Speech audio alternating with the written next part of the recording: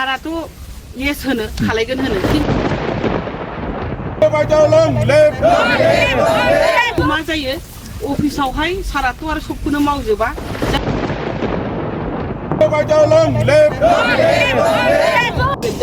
आं जुदि एमएलए जायोबा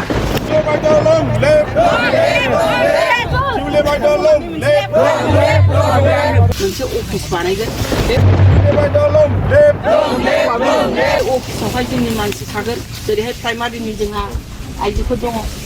बिसोर थागोन प्रत्येकटा जायगानिफ्राय जों मानसिखौ बासिख'नानै दोनगोन आरो जुदि नोंस्रा माबा मोनसे एप्लिकेसन होनो थाङोबा होमबा बे अफिसाव जों जमा लाखिगोन आरो बिदि सोरनिबा न'खर दरखङाव जिरायनानै थानांला जमा लाखिनानै प्रत्येक सप्तायाव आं खेबसे पाब्लिकजों मिट खालायगोन नोंथांमोननि सुखु दुखुखौ खोथाखौ खोनासंनो नङाबाथ' नोंसोर बोसोरखि बोसोर सासे एमएलएखौ नुनो थाङा नङा दा आं बेखौ नुदों बे प्रब्लेमखौ नुदों ओंखायनो आङो बे डिसिसनखौ लादों जाहाथे कनस्ट्राक्टिभ वे खामानिया जायो दा आङो हस्पिटाल सालायो हिसाबै मिथियो जे मेगनाव केटारेक्ट जानानै अनेक मानसिया थाङो मेगन नुवा अपारेसन खालायनानैसो नेपालाव थांनो फैसायाबो गावनाबो थोजोबा ओजोंहाय नोङो बिदिनो थांनायावबो माबाजोबा दा जुदि आं एमएलए जायोबा आं मोनसे डिसिसन लानो हायो कि बोसोराव आं खमसे खम 200 जन मानसिनि मेगननि केटारेक्टखौ चिकित्सा खालामना होगोन होननानै बुङोबा प्रत्येकटा गामिनिफ्राय साफा सानैयाथ' थाखायो जोङो बेफोरखौ खांनानै लेयार टु लेयार बेफोरबायदि खामानिखौ मावनो नाजागोन आरो दा दङ दा सासे एमएलएनि खामानिया मा बिथांनि खामानिया जाहैदों अबे जायगायावहाय मा डेभेलपमेन्ट जायाखै खारन स्टेटनि सेन्ट्रेलनि जेसेबां फान्ड फैयो बेयो स्टेट होया एमएलएनि होया जोंनि बाहाय समस्थियाव गोलैफैयो दिनैहाय फिसा फिसौ जेनेबा अरुणोदय आसनि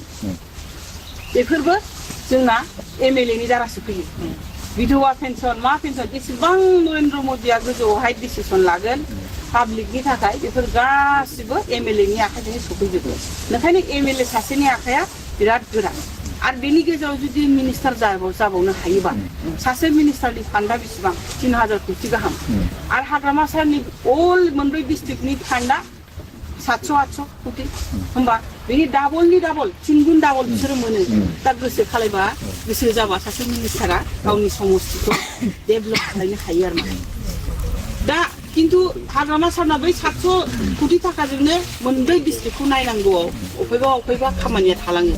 एखनबा जेनेबा लामा बानायबाय बाहाय अबेबा थालांबाय अबेबा स्कुल कलेज इउनिभार्सिटि बेफोरबायदि बानायनायाव थालाङो दा बिदियाव सासे मानसि ओरैबायदि मानसि नांगौ जे गावनि फान्डखौ गावनि मोननाय फान्डखौ इउटिलाइज खालायजोबनाय गावनि समस्थिनि थाखाय दा बेफोरबायदिनि थाखायनो आङो दिनैहाय गसंदों आरो गसंदों बलेथे नोंथांमोनहा जिहेतु गार्जेन जोंनि न'नि मानसि जाहैबाय नोंथांमोननो खोन्थाफैनाया आंहा दरकार जे आं इलेक्सन गसंनो नागिरबाय नेक्स्ट टाइमावहाय आं बेफोर खामानिखौ मावगोन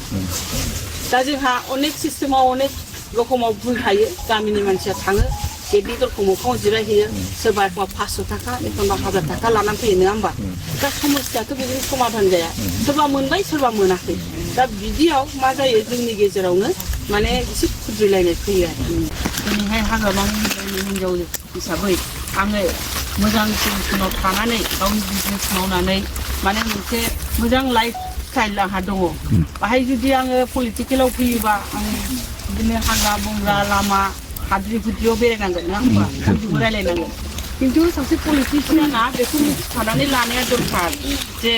पलिटिशियान जाबा न' सिङावहाय बा अफिसाव जिरायनानै थानाया खामानि नङा दा जेरैहाय बिथांमोनहा फैनाय लगे लगे होनदों बै लामाखौ बानायनांगौ बै दालाङा माबाजोब्बाय दैलांबा खुरख'यो आरो अबेबा दालां गैया दा बेफोरबायदिखौ आं मारैहाय मिथिखो जे 10 बोसोरावहाय 10 बोसोर जाबाय आङो मोननै टार्म जाबाय फिसायनि थाखाय आं केम्पेइन खालायनांगौ खारन जोंना खोथायावनो दंखायो शास्त्रआवनो दं बे फिसाया जेखौ मावो बिसियाखौ सापर्ट खालायनांगौ ना होमबा दिनै आंनि फिसाया सासे अफिसार नङा सोरबा इन्जिनियारबो नङा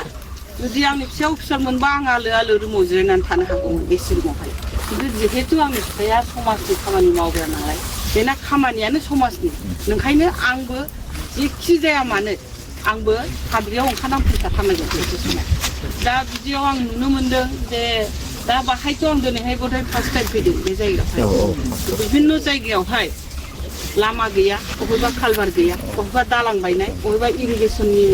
बेबस्था गैया माइ गायनो हायाखै बबेबा गामिया खुरख'लांबाय बेफोरबायदिखौ आं नुनो मोनदों बेफोरखौ नुनानै आं सारनाव मेसेजखौ होयो दे